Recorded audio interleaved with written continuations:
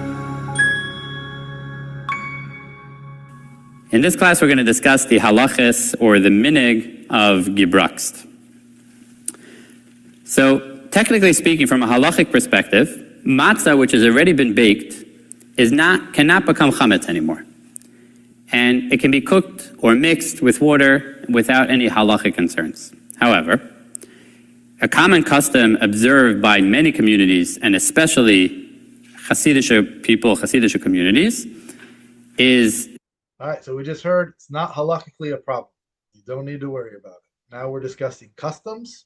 This is, again, why I said Chabad in their Ziploc bags, so that no crumbs of matzah land anywhere in the house that could potentially get mixed with water, which he just said is halakhically not a problem.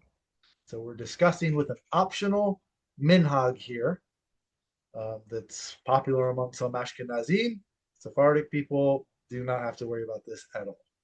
Not to eat any matzah that has come in contact with water out of concern that it maybe a small amount of flour was not kneaded into the dough and is still found on the outside of the matzah and will become chametz upon contact with water. Now, it's important to recognize that this is not a strictly halachic issue. This is a minig that many people keep. And this custom is known as gebrukst, and it's observed by many people. Very, very common custom. Definitely, anyone who is of Hasidic origin typically keep this minig, and many others as well. And again, the Sephardim are off the hook on this one. Sephardim typically do not have this minig of gebrukst, and would not have to be concerned about this. Those who follow the custom of not eating gebrukst, so not only do they have to be careful about matzah not getting wet, but they have to be careful about matzah meal or ground matzah not being wet as well. So one of the staples of a Shabbos or Yom Tov Suda, having your knedlach or matzah balls, if it would be made out of matzah meal, then that would be a problem of gebrukst. And that's something which, if you eat gebrukst, you would not be able to have authentic matzah balls. So typically speaking, there are enough substitutes that you can have something that looks similar and tastes somewhat similar, made out of a variety of other ingredients, potato starch and other items. So people create imitation matzah balls and other Pesach products using a broad range of other ingredients. Now, with regards to gebrukst, there's really two tracks. Some people are makbid, they're careful and stringent, their custom is not to eat gebrukst, but what they say, they're not careful about kalim. They're not careful about the dishes. So even if there were dishes that were used to heat up or cook or serve items that are gebrukst, that's okay, they'll use those dishes without any problem, as long as the actual food that they're eating is not gebrukst. Others, and many people, are careful not only about gebrukst, but they assume gebrukst almost to have the status of being chametz, which means that anything that was cooked, the utensils and anything that was used with cooking or serving of gebrukst would get gebrukst status, and therefore would not be able to be used for people that are careful not to eat gebrukst. Hence the term chumrah, optional stringency. Now, when you're providing Mashgiach, if a Mashgiach is working in a Pesach program or a Pesach production, and if the policy is no gebrukst, which is very commonly the case, so that they can service the largest audience possible, because if it's a gebrukst program, you're automatically, there's a large contingency of people that are not going to be able to come to your program.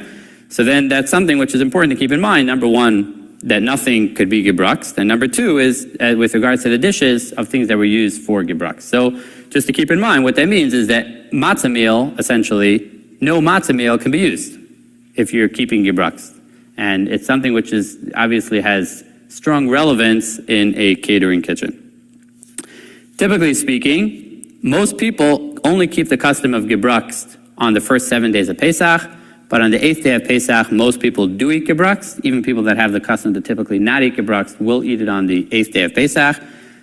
There are people that don't, but again, obviously this is something which would need to be verified with your administrator with regards to the policy of the hashgacha and the specific establishment. All right, so In your own home, you can have an anxiety attack about potentially a piece of crumb from matzah hit the counter, and then later water hit it if you want, but I do not follow those customs. Pesach is much easier that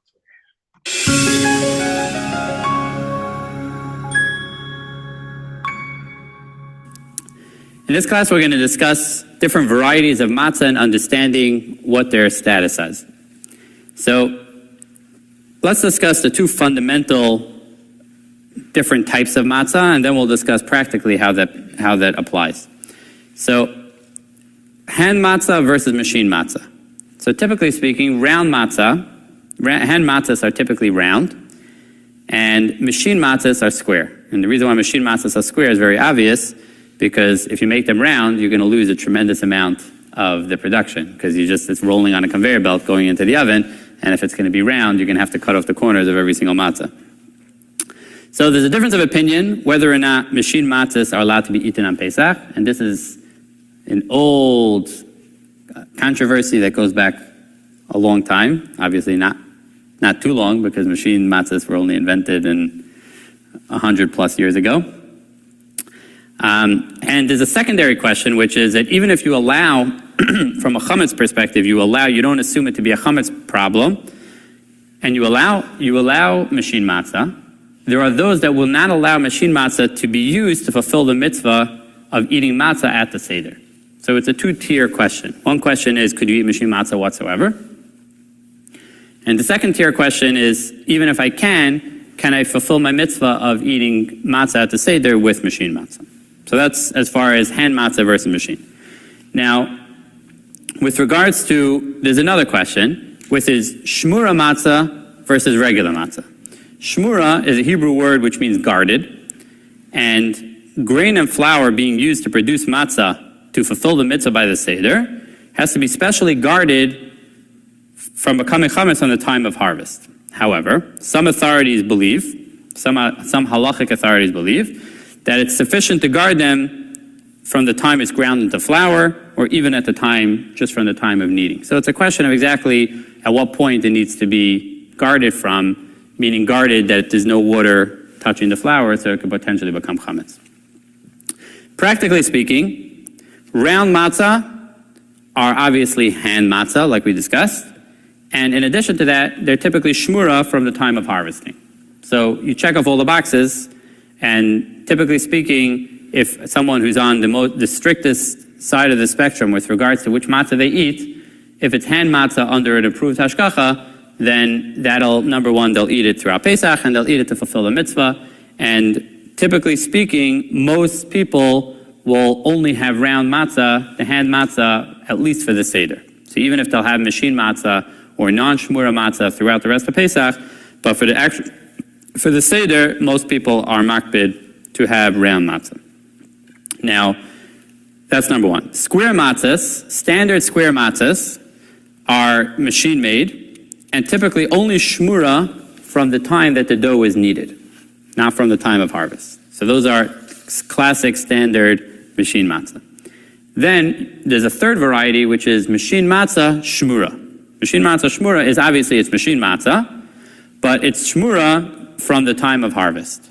Okay? So what that means practically is that there could be potentially, people could fall anywhere on the spectrum. I think a very common, some people just have hand shmura matzah, the round matzah, that's all they eat all Pesach. But what many people do is for the Seder night, they have round hand matzah, and then for the rest of Pesach, they have square matzah. And the square matzah either standard or shmura, but very often that is the custom. But again, if a Mashgiach is working a Pesach program, it really depends on what the policy of the hashgacha and what the advertisement said. So if all they're serving is hand matzah so that they can appeal again to a larger constituency, so then that's a Mashgiach's responsibility to make sure that all they have is round matzah. One more important point to keep in mind with regards to matzah is matzah needs to be certified as Kosher For Pesach. So you can have the exact same box of matzah, which is Kosher For Pesach and not Kosher For Pesach, and they look exactly the same, but one is completely chametz, and it was not produced under Pesach regulations, it was not produced within 18 minutes under the precise procedures of producing matzah, and otherwise, and it could be totally chametz. So obviously when... Right, he says 18 minutes. Rabbi David Bar Haim has got a very good video on how halakhically 18 minutes is not mentioned. It's the time it takes to walk a specific amount, a specific distance, which I think he goes to the Yerushalmi to get that. Anyway, he makes the conclusion that it could easily be 45 minutes. However, 18 minutes is the popularly accepted version. So, I would say if you're going to go with David Bar Haim's explanation, which I don't really have any problem with, probably whoever you're going to be sitting at a Seder with is going to go with the 18-minute interpretation. So, I wouldn't try and tell them, that it's been 45 minutes. You can watch this video later. It's pretty interesting. Matzah comes in, you see a square matzah, it's like, oh, matzah's okay. You want to really make sure and ensure that the matzah that you're getting is matzah and not chametz. Then there's a whole other discussion with regards to egg matzah. For sick people, we're not going to be discussing the details of that. If it's relevant, then you can ask your administrator for more details.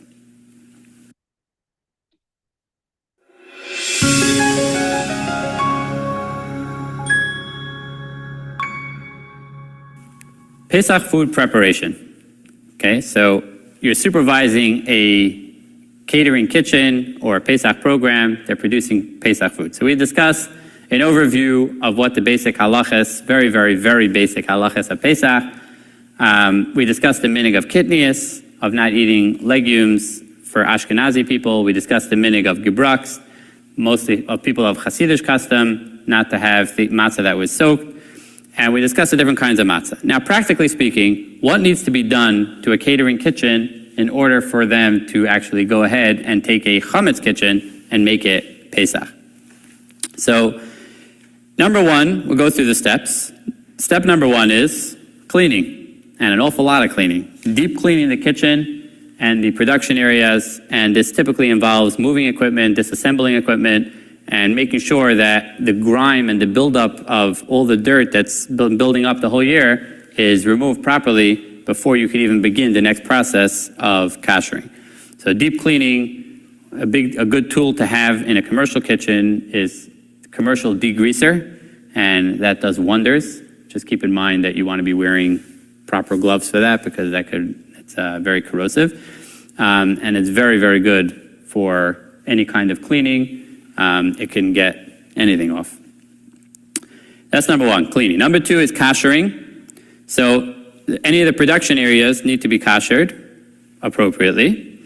And 4 points with regards to kashering. Number one is it takes a lot of expertise and training to do kashering properly. And we're not going to be going through the procedures because it's very, very complex, and it really depends on every piece of equipment has a very specific procedure for how it needs to be kashered. And it needs to be done under the guidance of someone who has significant training and expertise in making sure that they're doing it properly. Number two, almost as important, or maybe even more important, is kashering is typically very dangerous.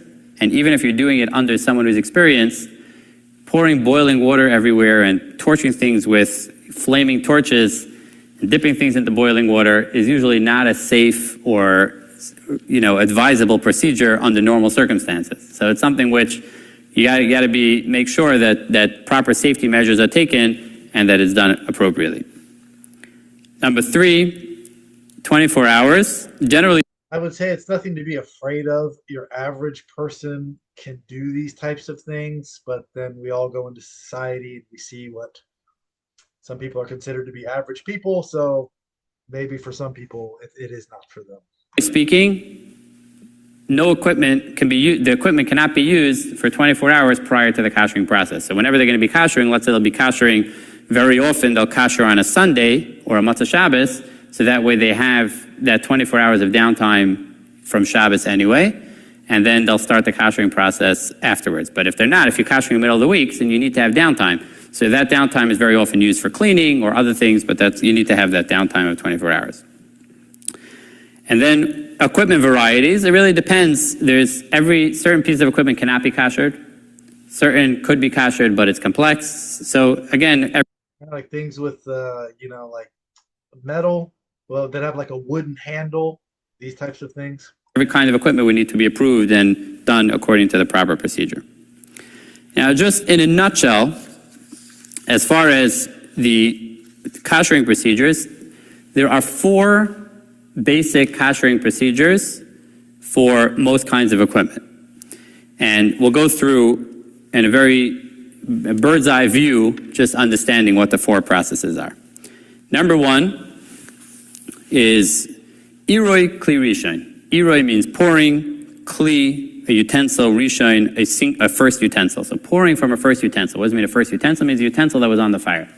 So that pouring boiling water on surfaces and equipment. Typically, that's what's used for counters and sinks. Most hashgachas will use pouring boiling water, which is called iroi kli rishon, on those surfaces. The next one, number 2, is hagala, which means dipping utensils and equipment into boiling water. And that sounds very simple, just boil up a pot of water, put it in. Often there are many other considerations that need to be taken into account, and therefore, and keep that in mind. Number 3 is libun kal. Libun kal is heating equipment to a high temperature, but kal is light, like a lighter type of libun.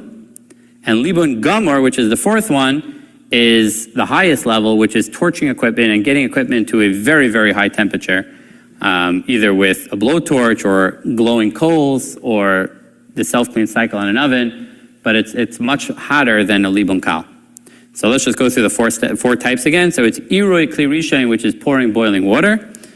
Number 2 is hagala, dipping things into boiling water. Libun kal is heating stuff with a direct source of heat, but it's a lower level. And then libun gamor, which is the highest level, which is using actual torches to get things till they're really, really red hot. And that's libun gamor.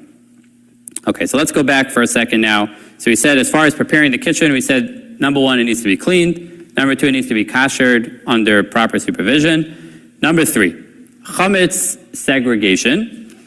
And this is really important for an establishment that produces non-kosher throughout the year.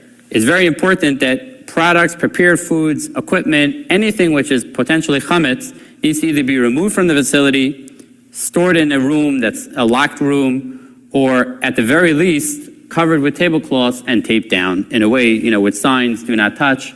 And the segregation is super important because before you know it, the staff have a certain system. They're used to grabbing things, and you got these things. It's not only for a practical purpose, it's actually a halacha that it needs to be segregated in a way that it's not easily accessible or visible. Now, the precise system for how in specific establishments segregation is going to be created, that's something obviously depends on the establishment, depends on the product, depends on the hashgacha, so there's a lot of variables, and that's something that needs guidance from your hashgacha.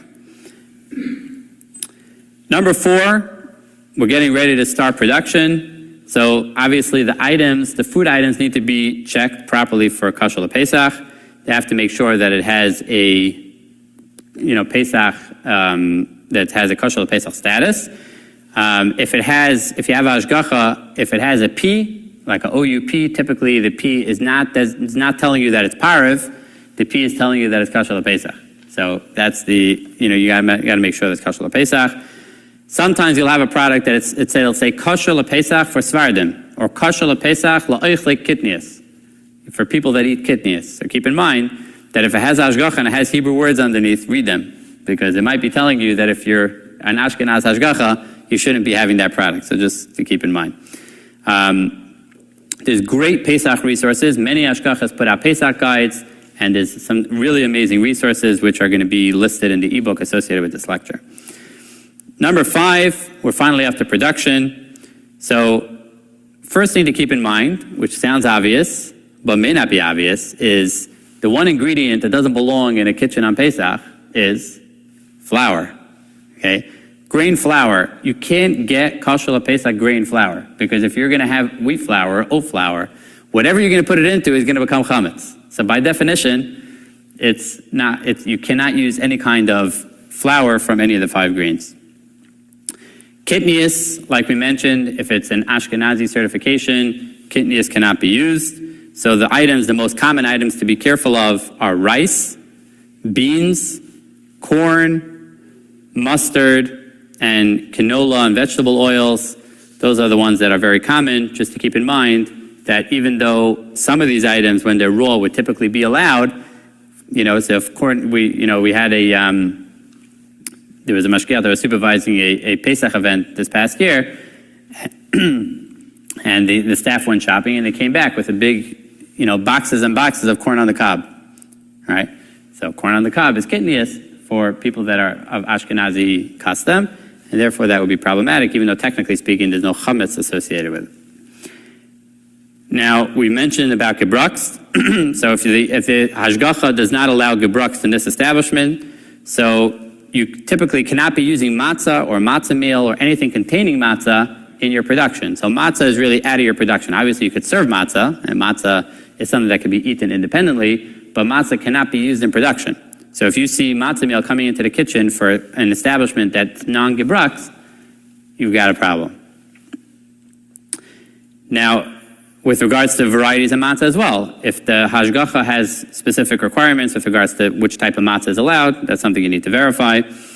And it's important to keep in mind that a lot of hashgachas have specific things, specific minhagim, specific customs, specific regulations, and it's a good idea to have a meeting with the administrator before a Pesach production just to go through some of the common items to make sure that everyone's on the same page with regards to what's allowed and what's not allowed. One final point, which is that there are some non-food items that would potentially require a hashgacha for Pesach.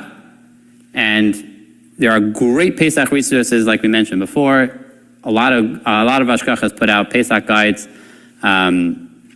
And it's something that you can easily utilize to find out which items need hashgacha, which items do not need hashgacha for Pesach. All right, that's the Pesach section. Then there's a quiz, as there is for each one of them. So if you're interested in becoming certified to become a Mashgiach, this is one way you can do it. Kosher Institute of America, there's 16 sections, and there's a quiz after each one. It's multiple choice, very easy. To get the actual certification, there's a test at the end. You can only take it once, and you should know it because you paid for the course. It's 60 questions. You have 40 minutes to do it. And you can only take it once, so you want to pass. I passed it something like, 15 minutes, 20 minutes, something like that. So it's not that difficult, but if that's something you're interested in doing, you can do it here.